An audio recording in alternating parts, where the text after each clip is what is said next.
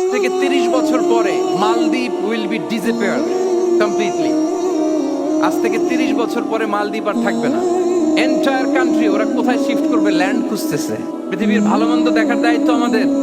আপনি চাইলেই লিটারিং করতে পারবেন না, যেখানে সেখানে প্লাস্টিক ফেলতে পারবেন না, চাইলেই বনায়ন ধ্বংস করতে পারবেন না, পাহাড় কাটতে পারবেন না, ওশেন গুলাতে ডাম্পিং করতে পারবেন না।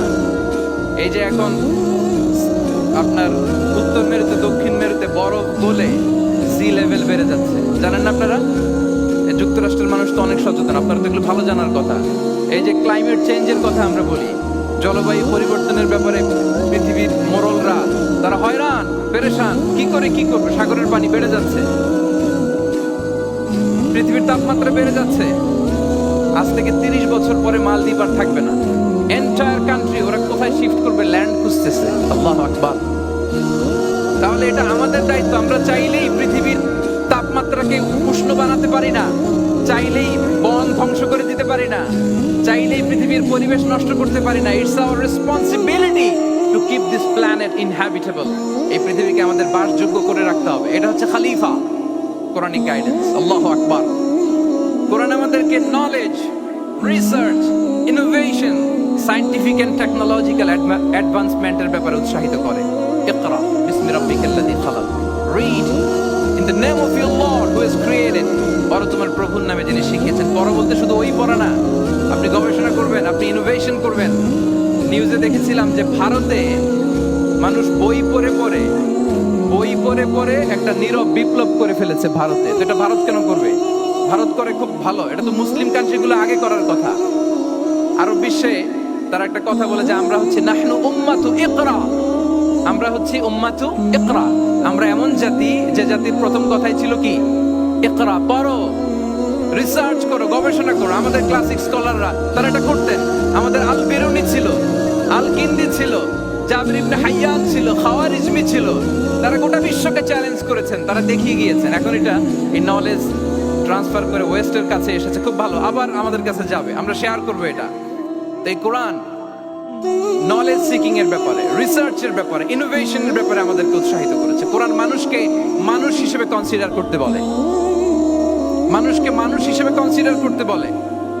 কোরআন বলে মানুষে মানুষে ভাই ভাই। আপনারা শুনেছেন যে কাতারে যে ফিফা ওয়ার্ল্ড কাপটা হলো, একটা আয়াত তেলাওয়াত করে তারা ওয়ার্ল্ড কাপটার ইনগ্রেশন প্রোগ্রাম করেছে। আপনারা জানেন আয়াতটা কি ছিল? হ্যাঁ, ইয়া আইয়ুহান নাসু ইন্না খালাকনাকুম মিন যাকারিন ওয়া উনসা ওয়া জাআলনাকুম শুউবান ওয়া ক্বাবাইলা লিতাআরাফু। সুবহানাল্লাহ, কত পাওয়ারফুল মেসেজ। কোরআনিক গাইডেন্স আমাদেরকে কি শেখায় দেখেন।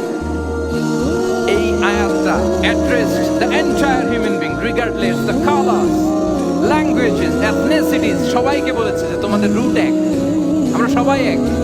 ফ্রম অ্যাডাম এন্ড ইভ, আদম আলাইহিস সালাম, হাওয়া আলাইহিস সালাম, এখান থেকে আমরা এসেছি। আস্তে আস্তে আস্তে আস্তে এই হিউম্যান জেনারেশন। তো কোরআন আমাদেরকে মানুষে ভাই হিসেবে কনসিডার করতে বলে। সম্মানিত ভাইরা, সর্বশেষ কথা হচ্ছে কোরআন যে গাইডেন্স আমাদের জন্য হাজির করে, এটা হচ্ছে the most upright guidance, the straightforward guidance. ইন্না হাযাল কুরআনা ইয়াহদি লিল্লাতী হিয়া আকওয়াম। এটা যে পথ দেখায়, এটা সিরাতুল মুস্তাকিম, এটা দ্য মোস্ট আপরাইট পাথ, এটা স্ট্রেইট ফরওয়ার্ড পাথ। আমরা যেন সেই সিরাতুল মুস্তাকিমের পথে থাকি, আমরা যেন কোরআনের সাথে নিজেদের সম্পর্ককে আরো মজবুত করি। আল কোরআন দ্য গাইডেন্স ফর হিউম্যানিটি। এই কনভেনশন তখনই সার্থক হবে যখন আমরা শপথ নিতে পারবো যে আমরা কোরআনের সাথে সম্পর্ক, অ্যাটাচমেন্ট, এটা আরো গভীর থেকে গভীরতর করবো। কারণ কোরআন আমাদেরকে শুদ্ধাচার শিখায়, এটা হচ্ছে লাইফ ম্যানুয়াল। কোরআন আমাদেরকে সঠিক জীবন দর্শন শিখায়। তাই প্রিয় ভাই এবং বোনেরা, আসুন কোরআনের সাথে আমরা আমাদের সম্পর্ককে আরো গভীর থেকে গভীরতর করি। কারণ কোরআনের সাথে সম্পর্ক গভীর করার মধ্যেই রয়েছে আমাদের আলোক স্নাত মুক্তি। আল্লাহ তাআলা আমাদের সবাইকে কথাগুলো বোঝার ও আমল করার তৌফিক দান করুন। হাযা মা ইনদি ওয়াল ইলমু ইনদাল্লাহ আলাইহি তাওয়াক্কালতু ওয়া ইলাইহি উনীব। আসসালামু আলাইকুম ওয়া রাহমাতুল্লাহি তাআলা ওয়া বারাকাতুহু।